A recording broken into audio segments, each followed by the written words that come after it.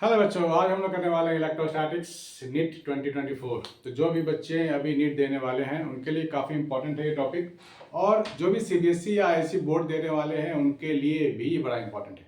तो बच्चों, क्योंकि ये काफ़ी कॉमन कॉन्सेप्ट है, जो बच्चे बोर्ड दे रहे हैं, जो बच्चे नीट दे रहे हैं, उनको ये करना बहुत ज़रूरी है। इससे आपका पूरा इलेक्ट्रोस्टैटिक एक बार रिवाइज हो जाएगा। आइए देखते हैं कैसे कैसे क्वेश्चन आ चुके हैं पिछले सालों में नीट में। तो आपके सामने है ये फर्स्ट क्वेश्चन में आपको दिया गया है dipole minus Q plus Q, total distance 6 centimetre है, 3 सेंटीमीटर लिया गया है, 5 सेंटीमीटर का डिस्टेंस गिवन है ऑन द डाइपोल एक्सिस। तो आपको बोला गया है इलेक्ट्रिक पोटेंशियल इन 100 वोल्ट के रेस्पेक्ट में निकालनी है at point P due to the dipole. ठीक है ना। तो सबसे पहले क्वेश्चंस को आराम से पढ़ो, 2 बार 3 बार 4 बार पढ़ो, और पहले खुद से ट्राई करो करने का कि क्या ये कर पाओगे, क्या ये हो पाएगा, क्योंकि यहाँ पे कैलकुलेशन ही मैटर करता है। बहुत बड़ा डीप कॉन्सेप्ट इसमें कोई इन्वॉल्व नहीं है, so you can do it very easily. ठीक है ना, ट्राई करके देखते हैं। तो इलेक्ट्रिक पोटेंशियल बोला गया है। अब ये जो डिस्टेंस है वो 6 है, ये डिस्टेंस 5 है, तो काफी आसपास वाला डिस्टेंस दिया गया है, कॉम्पेरेबल डिस्टेंस है ना। डाइपोल का जो लेंथ है वो 6 सेंटीमीटर है, और मिड पॉइंट से लेकर यहाँ तक बोल रहा है 5 सेंटीमीटर। तो आप इंडिविजुअली निकाल सकते हो potential due to this, potential due to that, और टोटल पोटेंशियल ऐड हो जाएगा पॉइंट पी पे, है ना। तो total potential at point P, ठीक है, वो क्या लिखेंगे, एक तो इसके कारण हो जाएगा के माइनस क्यू। तो 5 प्लस 3, क्योंकि ये डिस्टेंस 3 है, 5 प्लस 3 8 सेंटीमीटर, ये हो जाएगा 8 इंटू 10 टू दावर माइनस 2। ठीक है, तो माइनस 2 10 टू पावर माइनस, यानी कि 100 के माइनस क्यू बाई 8 ये हो जाएगा, प्लस इसके कारण भी तो लिखेंगे ना। तो ये डिस्टेंस कितना हो जाएगा, 5 माइनस 3 2 सेंटीमीटर है, तो क्या लिखेंगे K Q upon 2 into 10 to power minus 2। तो वी टोटल 100 के क्यू तो कॉमन आ गया, 10 टू पावर माइनस 2 ऊपर जाएगा तो 100 के क्यू कॉमन है, तो माइनस 1/8 प्लस ऑफ 1/2। ठीक है, ये बनेगा। सो ये जो वीपी बना वो 100 के क्यू बना, और माइनस 2 प्लस 8 अपॉन 16, यानी कि ये बन जाएगा 6/16। ये क्या बन गया, 6/16, यानी कि 3/8। ठीक है, तो ये 3/8 हो गया, 3/8 क्यू के, और ये 100 के टर्म में होनी चाहिए बच्चों, यहाँ थोड़ा ध्यान देने वाली बात है, 100 भी यहाँ होनी चाहिए। 100 के क्यू 6/16 मीन्स 3/8, ये आपका ऑप्शन डी हो गया 3/8। बहुत सारे बच्चे जोश में आकर के कुछ भी लिख सकते हैं, मिलते जुलते ऑप्शन है, कुछ भी लिख सकते हैं, सो बी केयरफुल, सावधानी हटी दुर्घटना घटी। ठीक है बच्चों, तो आराम से करना है। बहुत सारे बच्चे यहाँ पर दूसरे फॉर्मूले लगाने लग जाते हैं, क्योंकि यहाँ पर जो डिस्टेंस है वो इसके साथ कॉम्पेरेबल है, तो और कोई फॉर्मूला हम लोग लगा नहीं पाएंगे। ठीक है ना, चलो दूसरा क्वेश्चन आपके सामने दिया गया है, 6 चार्जेस प्लस माइनस बीच में क्यू नॉट है। Work done in bringing a charge Q naught to the centre from infinity, मतलब इंफिनिटी से ला के क्यू नॉट को सेंटर पे रख देना है, तो उसके लिए वर्क डन बताइए। ठीक है बच्चों, कर पा रहे हो, विजिबिलिटी है, एक बार चेक कर लो। बढ़िया, कैमरा मुझे चेक करना पड़ता है बार बार कि विजिबिलिटी सही है कि नहीं है। ठीक है बच्चों, तो यहाँ पर क्या है कि वर्क डन हम लोग क्या लिखते हैं, डेल्टा वी इंटू क्यू, ये तो होता है वर्क डन। तो डेल्टा वी यानी कि यहाँ पे पॉइंट ओ पे वोल्टेज, और ये इंफिनिटी पे, क्योंकि हम लोग इंफिनिटी से ला रहे हैं, voltage final minus voltage initial into Q, potential का डिफरेंस इंटू चार्ज, यही तो वर्क डन होता है। तो यहाँ पर पोटेंशियल या वी नॉट जो लिखेंगे ना वो जीरो आएगा। बोलो सर आप तो ऐसे ही बोल रहे हैं जीरो, तो क्या सिमेट्री का थोड़ा फायदा उठाओ ना, ये प्लस माइनस है, अब बिल्कुल सिमेट्रिकली प्लेस्ड है, तो इनके कारण जो पोटेंशियल होगा यहाँ पर वो तो जीरो हो गया, plus minus zero, plus minus zero, plus minus zero, सारा जो पोटेंशियल आपको मिल रहा है वो जीरो मिल रहा है। इन्फिनिटी पे तो पोटेंशियल वैसे ही जीरो लेते हैं, तो गॉसियन आपको मिल जाएगा zero only. So answer is zero. ठीक है ना बच्चे, ये भी नीट में आ चुका है 2022 में। ठीक है बच्चे, इजी है। नेक्स्ट वन, ये ट्राई करो, आप लोग ट्राई करो, थोड़ा सोचो, देखो कैसे करें।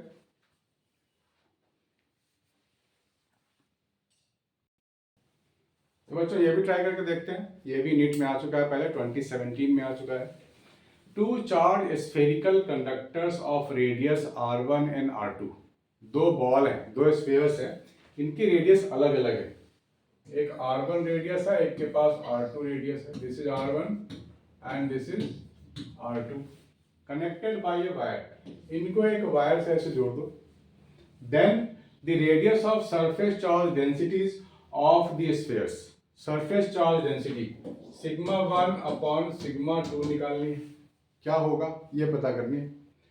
तो चार्ज हमारे पास पता नहीं है, चार्ज आप ले लो Q1 Q2, ठीक है ना। हमें ये पता करनी है कि इसका मतलब होता है Q1 अपॉन 4 पाई R1 स्क्वायर, Q2 अपॉन 4 पाई R2 का स्क्वायर, यही तो लिखेंगे। तो इसको थोड़ा सा सिंप्लीफाई करें, घिचपिच सा लग रहा है, थोड़ा सिंप्लीफाई करेंगे तो क्या मिलेगा, Q1 बाई Q2 R2 का स्क्वायर अपॉन R1 का स्क्वायर, ये मिलेगा। ठीक है ना। दोनों वायर को जब आप जोड़ दोगे ना तो इनका पोटेंशियल सेम हो जाएगा। अब वैसी बात है, किसी दो डिफरेंटली चार्ज कैपेसिटर्स को या फिर कोई ऑब्जेक्ट को जोड़ते हैं तो उनका वो चार्ज शेयर करते हैं, पोटेंशियल उनका सेम हो जाता है। तो आप यहाँ पे लिख सकते हो potential K Q1 by R1 is equal to K Q2 by R2, ये सेम हो जाएगा। तो यहाँ पर मैं क्या लिखूंगा, Q1 by Q2 is equal to R1 by R2, यही तो लिखूंगा ना। तो Q1 बाई Q2 को हटा दो, वहां आप लिखो R1 बाई R2। ठीक है ना, यहाँ पर क्या लिखोगे, R1 बाई R2, क्योंकि R1 R2 में आपको आंसर चाहिए। ठीक है, तो R1 R2 कर देते हैं इधर, तो क्या मिलेगा मुझे, R1 अपॉन R2, तो R2 R2 गया, R1 R1 गया, तो बचा क्या, R2 बाई R1 बच गया, R2 बाई R1 आपका बच गया। ठीक है ना, बढ़िया है, चलो अच्छी बात है। नेक्स्ट क्वेश्चन बढ़े आगे। क्वेश्चन आपके सामने है, point charge minus Q and plus Q are placed at a distance of L as shown in the figure, minus Q plus Q। ठीक है, the magnitude of electric field intensity at distance R, R बहुत बड़ी distance दी गई है ना, वहां पे electric field find करनी है। तो सीधा सीधा फॉर्मूला जो हम लोगों ने डिराइव किया था स्कूल में वही तो है। इलेक्ट्रिक फील्ड किसी भी डाइपोल के लिए क्या लिखा था हम लोगों ने, 2kp अपॉन r क्यूब, यही तो था 2kp अपॉन r क्यूब। ये कौन सा था, ये था एक्सिस वाला electric field on the dipole, dipole के एक्सिस पे electric field 2kp by r cube, यही तो था। यानी कि electric field is directly inversely related to r cube. ठीक है ना, r क्यूब, ये फॉर्मूला हो गया, सीधा सीधा सीधा फॉर्मूला ही पूछा गया इसमें, तो और कोई कॉन्सेप्ट इसमें पूछा ही नहीं गया। नीट क्वेश्चन से ये बोला गया, मैंने इसके ऑप्शंस नहीं दिए हैं, यहाँ पे बोला गया in which direction will it move, left right. इसमें ऑप्शंस थे कि क्या राइट जाएगा या लेफ्ट जाएगा, या minus q move forward, plus q move backward. बिल्कुल जनरल क्वेश्चन है ये, कोई कोई क्वेश्चन बिना ऑप्शन के भी करने चाहिए अपने आप को चेक करने के लिए। ये इलेक्ट्रिक फील्ड आपको दिए गए हैं, 3 एरोज दिखा रहे हैं, this is the electric field lines.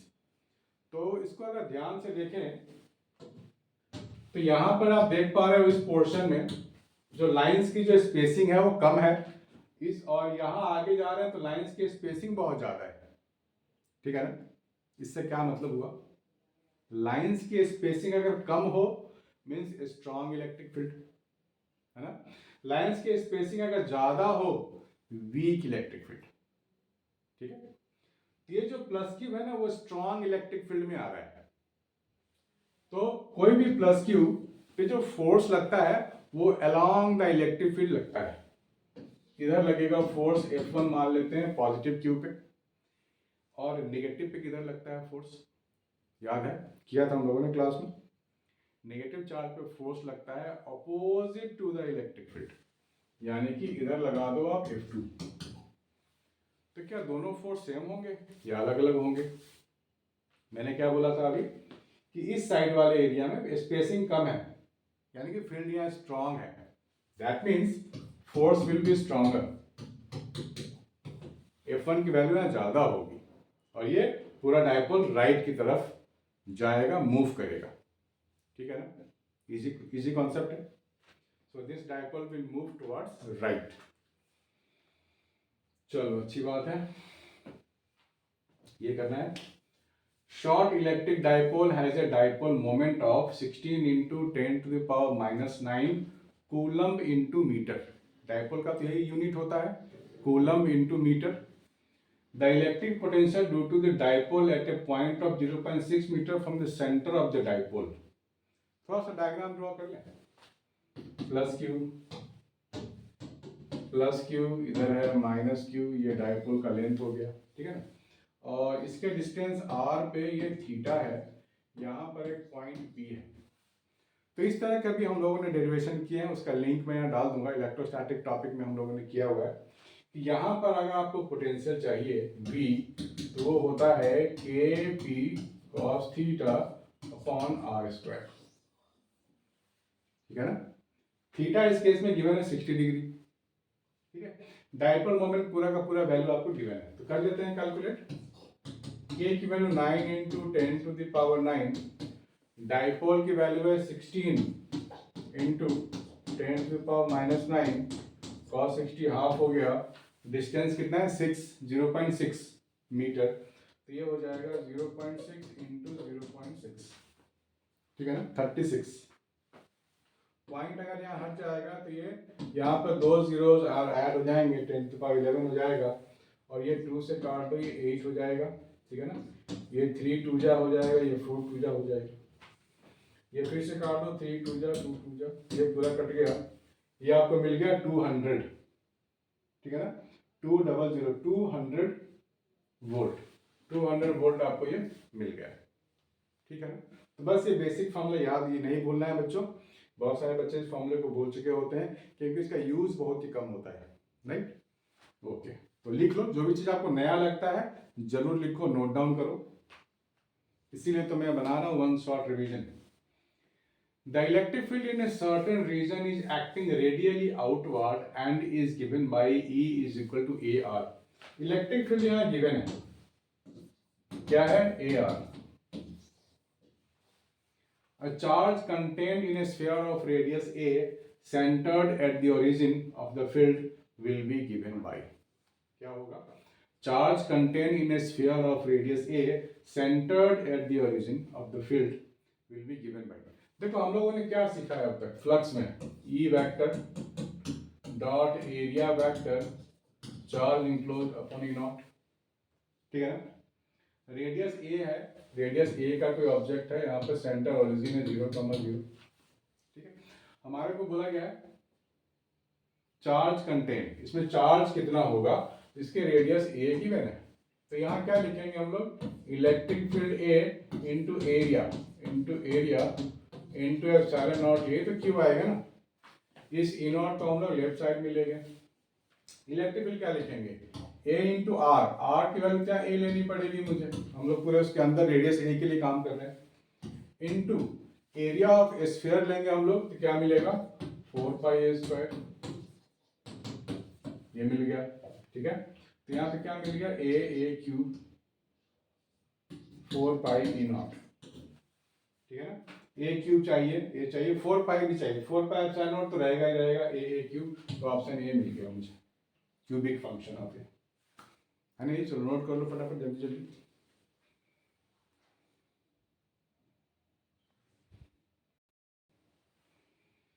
ठीक है बच्चों, बढ़िया है।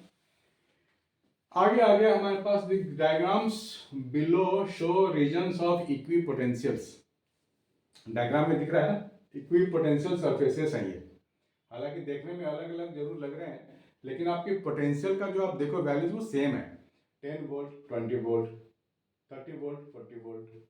डायग्राम B2 में देखो 10 वोल्ट 20 वोल्ट 30 वोल्ट 40 वोल्ट 10 20 30 40 10 20 30 40, सारा जो यहाँ पे बोला गया पोटेंशियल हर एक लेयर का वो कह रहा है रेस्पेक्टिव कंपेयर करो ना, यहाँ भी 10 यहाँ भी 10 पर सबका सेम दिया गया है पोटेंशियल। तो जब तक पोटेंशियल सेम हो, राइट, ए से बी बोला गया है, ए से बी मूव करेगा तो पोटेंशियल डिफरेंस कितना हो जाएगा 10 से 20, यानी कि 10 वोल्ट का गैप हुआ। पोटेंशियल का जो डिफरेंस है वो कितना है 10-20, यानी कि 10 वोल्ट का गैप है, 10 वोल्ट का डिफरेंस है। Positive charge move from A to B, A से बी, तो यहाँ पे बोला गया ऑल द फोर्स का जो work done will be the same, right. Formula नहीं बोलना है आपको, delta we into Q. Shape पे मत जाना, शेप चाहे जैसा भी हो, शेप मत देखना, आपको इस क्वांटिटी से मतलब है डेल्टा वी इंटू क्यू। जब तक ये क्वांटिटी सेम है work done will be same. ठीक है, एक और आ गया है, point charge q of mass m is placed in front of a uniformly charged infinite sheet and then released. मतलब आपके पास कोई ऐसा शीट है और यहाँ पे एक चार्ज q रख दिया गया है, सिग्मा है, सरफेस चार्ज डेंसिटी सिग्मा है। Kinetic energy charge after time t second के बाद इसकी काइनेटिक एनर्जी कितनी होगी। सबसे पहली बात, इसमें काइनेटिक एनर्जी होगी क्यों, ये सोचना है आपको। ये जो शीट है ना, सिग्मा है, फुल्ली चार्ज है, तो ये इलेक्ट्रिक फील्ड देगा ना। इधर हम लोगों ने पढ़ा था कि कोई भी चार्ज शीट अपना इलेक्ट्रिक फील्ड वो देता है, फील्ड बनाता है। तो उस इलेक्ट्रिक फील्ड में ये चार्ज लाई कर गया, इस इलेक्ट्रिक फील्ड में ये चार्ज लाई कर गया, तो फोर्स तो इधर ही लगेगा, F is equal to EQ लगेगा ना फोर्स, तो ये चार्ज आगे की ओर भागेगा। तो आप क्या लिखोगे, force is equal to mass into acceleration, और इलेक्ट्रिक फील्ड क्या होता है sigma by 2 epsilon naught, this is the acceleration. ठीक है ना, इलेक्ट्रिक फील्ड का फॉर्मूला तो मालूम होगा ना, थिन शीट के लिए सिग्मा बाय 2 एप्सिलॉन नॉट। अब ये एक्सेलरेशन आ गया है, अब आप निकालोगे v is equal to u plus at। पहले तो भाई जीरो था, sigma q upon 2m epsilon naught into 2, this is the velocity. ठीक है ना, तो काइनेटिक एनर्जी क्या होगा, हाफ m v स्क्वायर, सारा स्क्वायर हो गया ना, sigma square q square t square upon 4m square e naught, तो 4 इंटू 2 8 हो जाएगा। डिनोमिनेटर में 8 वाला फैक्टर यहीं पे है, बाकी सबको आप नहीं भी देखोगे तो आप कर सकते हो, राइट। सिग्मा नॉट का स्क्वायर भी होगा। ठीक है, so third portion is the answer. तो बच्चों कहने का मतलब यह है कि बोर्ड के साथ साथ आप नीट के 5-10 क्वेश्चन भी डेली करते हो, तो जो नीट के एग्जाम आएगा बोर्ड के बाद, उसको बर्डन कम हो जाएगा आपका। ठीक है, और जो भी डाउट हो आप मुझे बता सकते हो, आपको पूरा सोल्यूशन मिलेगा। तो लाइक कमेंट सब्सक्राइब करना नहीं भूलना बच्चों। मिलते हैं नेक्स्ट वीडियो में, बाय एंड टेक केयर।